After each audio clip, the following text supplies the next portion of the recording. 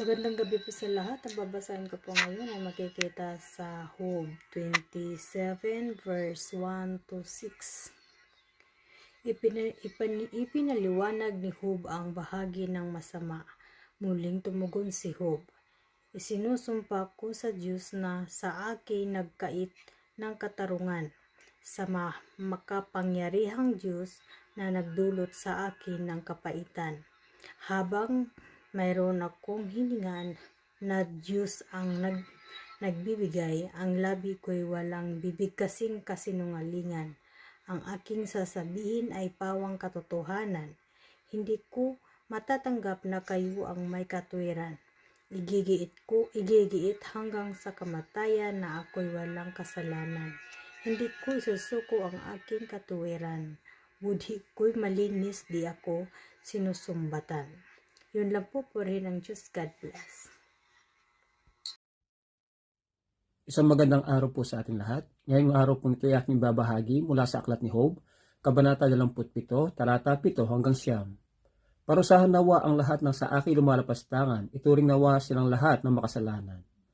Ang makasalanan mayroon pa bang pag-asa kapag binaway niya ng Diyos ang buhay na taglay niya? Pagsapit ng kaguluhan, papakinggan kaya ng Diyos ang kanyang panawagan.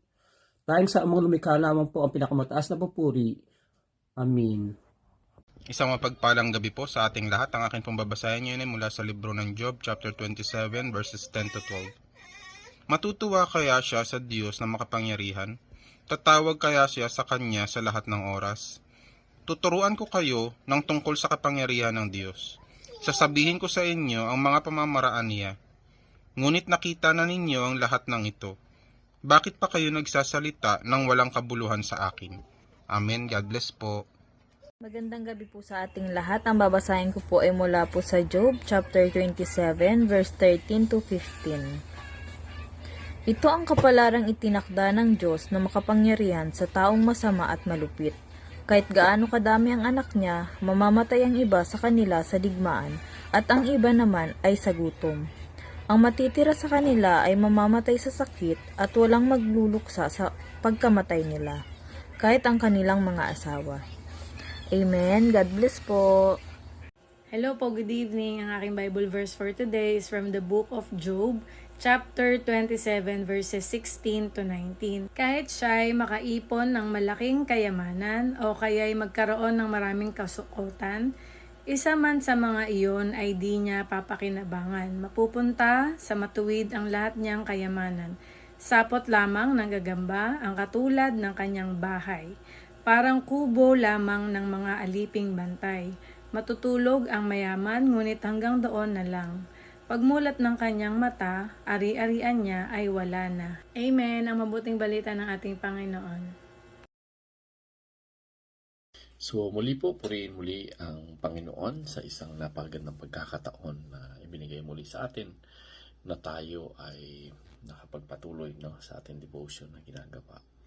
At tayo nga po ay nasa Job chapter 27 at 20 to 23 ang ibinigay po sa atin. Sabi po dito, aabutan siya ng matinding takot na parang baha at tatangayin siya ng unos sa gitna ng gabi. Dadalhin siya ng hangin malakas at itatapon sa malayong lugar. Uulanin siya ng matinding kapahamakan, tatakas siya para mailigtas ang sarili.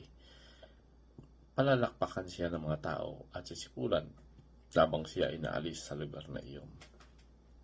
So dito po natin makikita na yung kasamaan po talaga ng tao. Iyan po ay may katapusan. Sa kabila sa una, nakikita natin na umuunlad po yung masama. Pero darating po talaga yung panahon na harapin niya yung matinding kaparusahan ng Diyos. Dito makikita natin na talaga ang Diyos ay talagang patas, yung Panginoon. At wala pong makakatakas doon sa hustisya ng ating Panginoon.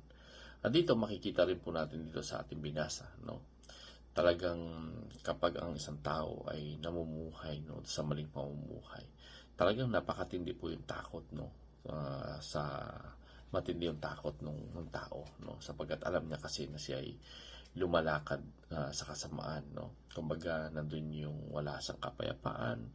At alam niya na may darating talaga na na mga pagkakataon na hindi inaasahan dahil alam niya na siya ay namumuhay ng wala kumbaga namumuhay siya sa kasamaan. At dito nakikita din natin talagang ang Diyos ay andun po na makatarungan. So pwedeng dumating yung panahon na pumapalakpak yung mga tao sa una, pero alam nyo, kung ang tao ay bumabagsak na, mas marami po yung pumapalakpak, sapagkat yung pagbagsak po ng masama, ito po ay nagpapatunay na talagang ang Diyos ay siya ang may kontrol ng lahat, At dito makikita natin na talagang ang Panginoon ay ginagantimpalaan niya yung matuwid at pinaparusahan yung masama. So muli po, purihin ang Panginoon sa panibagong pagkakataon na ibinigay sa atin na tayo ay nakapagpatuloy sa pagbabasa at sa patuloy na pagdidevotion po natin. So God bless everyone.